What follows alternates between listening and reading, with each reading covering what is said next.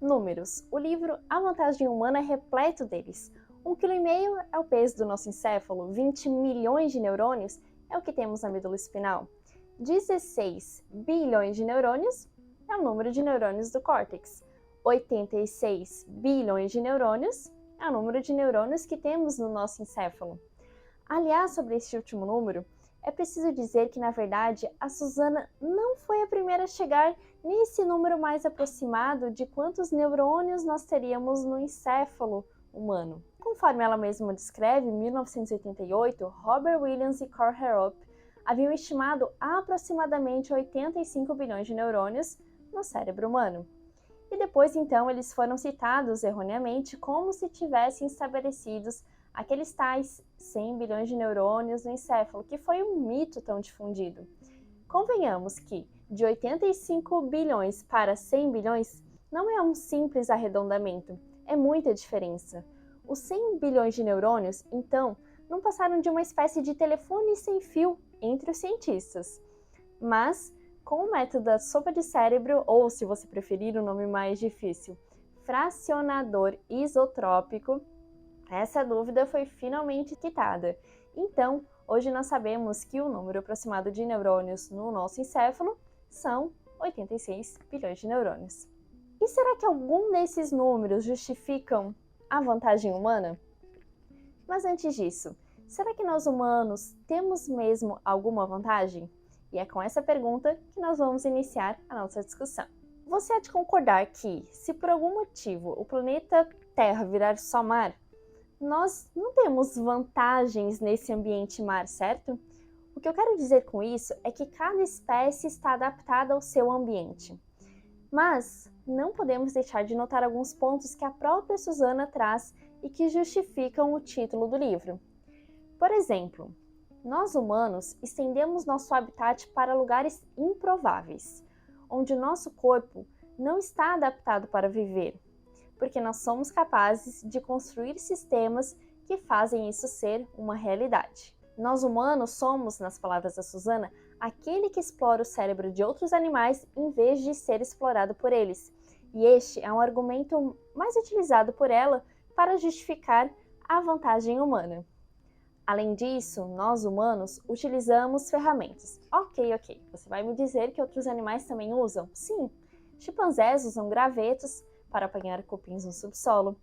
Corvos não só moldam arame para utilizar como ferramenta de alcançar comida, mas também o guardam para reutilizar mais tarde.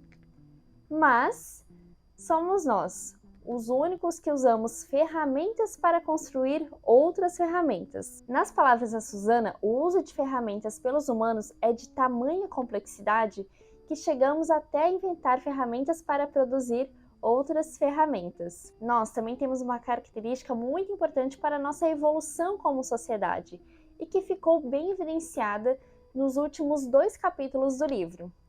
Nós realizamos a transmissão cultural. Ok, novamente você vai me dizer, outros animais também transmitem o conhecimento para a próxima geração, mas eles fazem isso apenas por demonstração direta.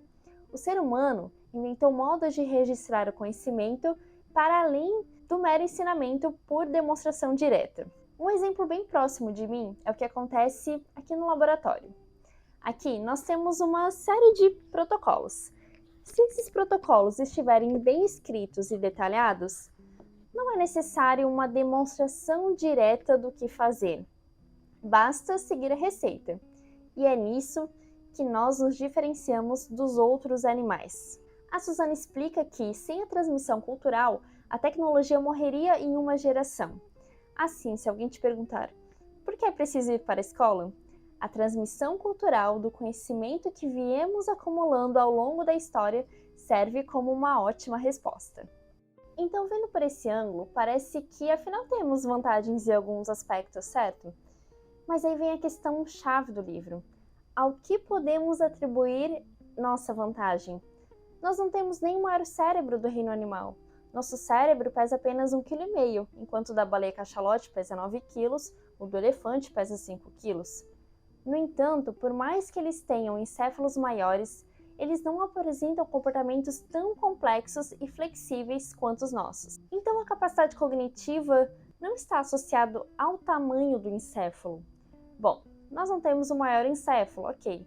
Mas quem sabe o maior número de neurônios? Nem isso nós temos. O elefante africano tem o triplo, 257 bilhões para os nossos 86 bilhões de neurônios. Acontece que 98% dos neurônios do elefante ficam no cerebelo, enquanto que nós temos 80% dos neurônios no cerebelo. Essa informação começa a nos sugerir para olharmos para outras estruturas, não é mesmo? E que tal olharmos para o córtex cerebral? E quando olhamos para ele, aí sim, nenhum outro ser vivo supera.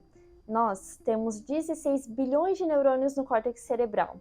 E o encéfalo gigante do elefante apresenta apenas 5,6 bilhões de neurônios no córtex. Então, o que a Suzana nos diz é que a nossa maior vantagem em relação aos outros animais é mais facilmente atribuível ao número de neurônios disponíveis no córtex cerebral e, em especial, no córtex pré-frontal, essa parte atrás da testa, que processa informações de modos complexos e flexíveis que permitem predizer resultados futuros e agir, conforme for necessário, particularmente de um modo que maximize inteligentemente as nossas possibilidades futuras. Aí está a vantagem humana. É claro que para chegar nessa afirmação, ela precisou comparar o cérebro de vários animais, certo? E foi aí que uma série de descobertas foram realizadas. Uma delas é de que o cérebro dos animais não são construídos todos do mesmo modo. E esse é um ponto fundamental do livro. Você há de concordar comigo, por exemplo, que vacas e chimpanzés têm habilidades cognitivas um tanto quanto diferentes. Mas ambas as espécies têm os mesmos 400 gramas de cérebro. Então está claro que dois cérebros de tamanhos semelhantes não necessariamente têm habilidades cognitivas semelhantes. Assim, podemos concluir que nem todos os encéfalos são feitos da mesma forma. Tamanhos de encéfalos comparáveis podem ter número de neurônios bem diferentes. E é dessa observação que a gente começa a entender melhor porque nós, humanos, temos essa vantagem de termos tantos neurônios no córtex. Nós somos primatas. E comparando primatas com outros grupos, percebemos que nós primatas temos em um mesmo volume de córtex um número muito maior de neurônios. Então, nós acondicionamos mais neurônios juntos em um volume semelhante. E é por causa desse modo de construção do encéfalo primata que temos tantos neurônios no córtex cerebral. Isso nos leva a uma outra descoberta-chave nas pesquisas da professora Suzana. Nosso cérebro não é especial. Ele é exatamente o cérebro esperado para um primata. Mas aí surge sempre aquela questão. Gorilas e orangotangos possuem corpos maiores, mas encéfalos menores que o nosso. O encéfalo do orangotango, por exemplo, tem cerca de 1/3 do encéfalo humano, apesar de ser um animal maior. Então, como nós podemos dizer que o nosso encéfalo é justamente do tamanho que deveria ser e com o número de neurônios que deveria ter? Como a nossa autora matou essa charada?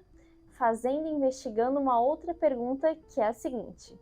E, se em vez de os humanos possuírem cérebros que eram ditos serem grandes demais para o corpo, descobríssemos que, na verdade, gorilas e orangotangos tinham cérebros pequenos demais para o corpo? E parece que essa sim é uma afirmativa verdadeira. A explicação vem de um ponto fundamental que o livro traz. O aumento da massa encefálica é limitado pela quantidade de energia que o corpo pode obter. Foi descoberto que são necessárias 6 calorias por dia a cada 1 bilhão de neurônios. Então, se temos 86 bilhões de neurônios, logo precisamos de 500 calorias por dia só para manter o cérebro. Se o cérebro humano custa 25% do total de calorias que o corpo humano precisa, como dizem, então 2.000 calorias seriam necessárias para nos mantermos diariamente. Exatamente o mínimo que a Organização Mundial da Saúde recomenda. O que isso nos diz? Que o cérebro humano é caro. Na verdade, ele é o segundo órgão mais caro, ficando apenas atrás do fígado em relação ao custo metabólico.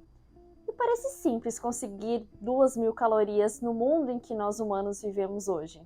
Mas, para grandes primatas como orangotangos e gorilas, obter o necessário para manter o corpo em funcionamento significa passar em média 8 horas por dia com forrageio, isto é, com a busca pelo alimento e com a alimentação em si.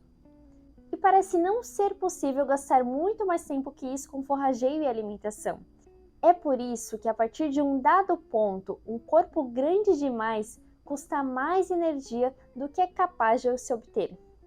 E aí, um primata não pode possuir simultaneamente um corpo muito grande e um número muito grande de neurônios. As alternativas são mais cérebro ou mais corpo. E parece que os grandes primatas escolheram a segunda opção. É o que a Suzana explica no capítulo ou mais cérebro ou mais corpo. Ela diz o seguinte: portanto, os grandes primatas de maior porte não podem gastar mais tempo em forrageio e alimentação, pois já atingiram o número máximo de horas diárias que podem usar nessas atividades, e com isso, o número máximo de calorias que podem consumir por dia. Mas e aí? Como que nós conseguimos obter toda a energia necessária para manter um cérebro caro? Obviamente, nós não passamos tantas horas em forrageio e alimentação, porque na verdade nós não precisamos. Em um dado momento da história dos hominídeos, inventamos uma maneira de pré-digerir o alimento antes mesmo dele chegar à nossa boca. Descobrimos o fogo e começamos a cozinhar. Nós cozinhamos o que comemos e essa é uma atividade exclusivamente humana. Por que cozinhar importa? Os alimentos cozidos fornecem 100% do seu conteúdo calórico ao sistema digestivo, porque são transformados em papa na boca depois digeridos completamente por enzimas no estômago e no intestino delgado. Em contraste, os mesmos alimentos podem fornecer apenas 33% da energia em suas ligações químicas, quando comidos crus, pois, por serem duros, são engolidos ainda em pedaços, portanto quebrados e digeridos apenas parcialmente. Só a superfície dos pedaços de alimentos crus é exposta às enzimas digestivas do estômago e intestino delgado. Assim, de um ponto de vista energético, a principal vantagem de cozinhar os alimentos está em que, ao possibilitar a sua digestão completa, aumenta muito seu rendimento calórico. Um segundo ponto é que o cozimento também reduz o tempo necessário para obter todas essas calorias, simplesmente porque é preciso mastigar muito menos para transformar por completo o alimento em uma pasta macia o suficiente para ser engolida. Mas ainda sobra outra questão. Por que nós temos tanta facilidade de encontrar essas calorias? Olhando para hoje é fácil responder. Rapidamente obtemos calorias apenas indo ao mercado mais próximo. Mas quando o nosso encéfalo se tornou caro, obviamente ainda não haviam supermercados. Mas algumas características nos ajudaram a obter essas calorias. O bipedalismo, por exemplo, ou seja, ficar sobre os dois pés, ampliou o alcance da coleta de alimentos, aumentando também o número de calorias que poderiam ser obtidas em um dia. E quando começamos a ganhar encéfalos maiores, também nos tornamos caçadores, além de apenas coletores. A caça é uma tarefa mais complexa, porque ela requer cooperação, a qual depende de memória, planejamento, raciocínio, autocontrole, noção do estado mental dos outros caçadores, comunicação por alguma espécie de linguagem, e essas habilidades corticais se baseiam acentuadamente nas funções associativas de um córtex pré-frontal. Bom, depois de caçadores-coletores, nos transformamos em agricultores, e aí ficou ainda mais fácil obter calorias. Enquanto um casal de caçadores-coletores consegue coletar entre 5.000 e 8.000 calorias por dia, um casal de agricultores pode colher em torno de 13.000 calorias diárias. É claro que a agricultura também teve seus contrapontos. Iniciou-se uma dieta mais pobre, menos variada, e também se deu início ao estilo de vida sedentário. E hoje enfrentamos, com exceções, é claro, um problema oposto, o excesso de calorias. Todos esses marcos nos ajudam a entender por que fomos nós, e não outros, que conseguimos obter as calorias necessárias para que o nosso cérebro pudesse expandir e abrigar tantos neurônios no córtex cerebral. Assim, conforme os estudos foram avançando, ficou cada vez mais claro que, na verdade, era o encéfalo dos grandes primatas não humanos que é pequeno demais para a massa corporal. Eles eram exceção, ou se quiser, especiais, não nós. Para onde a autora procurava, para qualquer estrutura que olhava, a conclusão era a mesma. Não éramos especiais. Nossas estruturas encefálicas contêm apenas o número de neurônios esperado para um primata genérico, de massa corporal como a nossa. E é com isso que ela deixa uma reflexão final. Afinal, o ser humano ao longo da história se colocou numa posição especial. Mas se afinal não somos especiais, o que isso nos diz sobre o nosso lugar na natureza? Essa foi a nossa aula sobre o livro A Vantagem Humana, como o nosso cérebro se tornou superpoderoso. Até a próxima. Tchau, tchau.